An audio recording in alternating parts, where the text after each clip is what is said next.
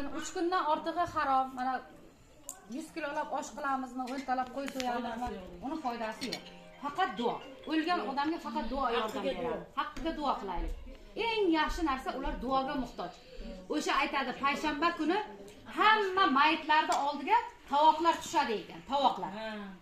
Bu qanday tovoqlar desa, o'sha izidan qilingan ehsonu sadoqatlar deydi. Hali shunday bir nimada bir sahoba har payshanba kuni borib qabristonda tunar ekanda. Tunar ekan o'sha bo'lgan-ku oldingi zamonlarda. Shunday uxlab yotib tush ko'ribdi. Tushida o'sha hamma mayitlar chiqib ketdi. Mayitlar chiqib kelib oldiga tovoqlar tushibdi. Tovoqlar chiqib ketdi, bir yigit abgor holda ekan. U yigitning oldiga tovoq kelmadi. Har yigitdan so'rabdi, bu nima, qanday tovoqlar desa, bu iziga qilingan ehson va sadoqatlar, qilingan duolar ekan. Nimaga seni oldinga kelmadi desa, men onajonimda bittagina o'g'li edim. Men vafot etdim. Onajonim uyiga go'yandalarni chaqirib, hammasi betini yulib, qora kiyim kiyib, darvozalarni qoraga bo'yab, onajonim qattiq azo ochgan. Shuning uchun meni oldimda shunday hali bola zanjirband bo'lib yotadi ekanda. Meni oldimga hech narsa kelmadi debdi. Hali sahobadan o'sha avliyodan iltimos qildi. Paloncha joyda meni onam turadi. Jon sahoba, borib onamga ayting, go'yandalarni tarqatsin. Menga ozor beryapti. Ko'p yig'lamasin, onajonimga ayting va izimdan ehson bersin debdi. Hali sahoba uyqudan uyg'onibdi. Aytgan joyga, o'sha aytgan adresni oqtarib borsa, rostdan darvozalar qoraga buyangan, ichkarida go'yandalar shunday go'yandalik qilib yig'lab yotgan ekanda.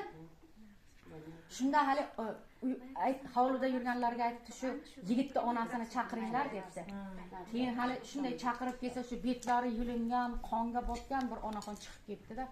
Keyin hali onaxonga aytdi, onajon, sizga o'g'lingizdan debdi, xabar olib keldim debdi.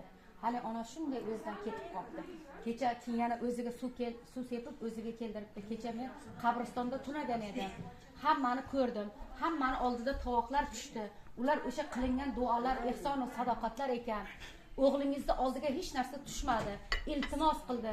O'g'lingizni o'sha go'yandalarni tarqatib, o'g'lingizni haqqiga duo qiling. Agar pulingiz bo'lsa, ehson tarqating dedi. Hali onaxon tez go'yandalarni tarqatib, kiyimlarini yechib, o'sha keyin onamga ayting, tez kunda izimdan keladi degan ekan. Hamma o'sha ehson sadoqatlar beribdi hali onaxon. Keyingi payshanba borib hali sahoba o'sha avliyo yana qabristonda yotsa, yana xuddi o'sha tish takrorlanibdi. Hamma mayitlar chiqib ketdi, ularning oldiga tovoqlar tushibdi.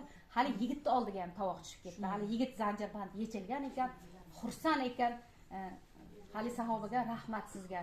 Buning uchun o'sha kilolab mana 7-40 qarang, mobodo izida yetimi bo'lsa, mana shu har payshanba borib yeb kelaveramiz-ku, do'zaxni o'tini yer ekanmiz.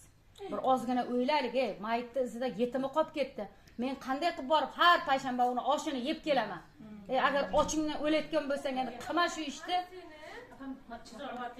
Voyaga yetmagan go'daklar bo'lsa deydi. Shuni aytaman-da. O'sha bir xil aytadiki, erim qilib yemadi, falon bo'ldi, pismadan bo'ldi. Bu o'sha oldindan qolganda, mabodo yetimi bo'lsa o'sha xonadondan yemagan odamlar.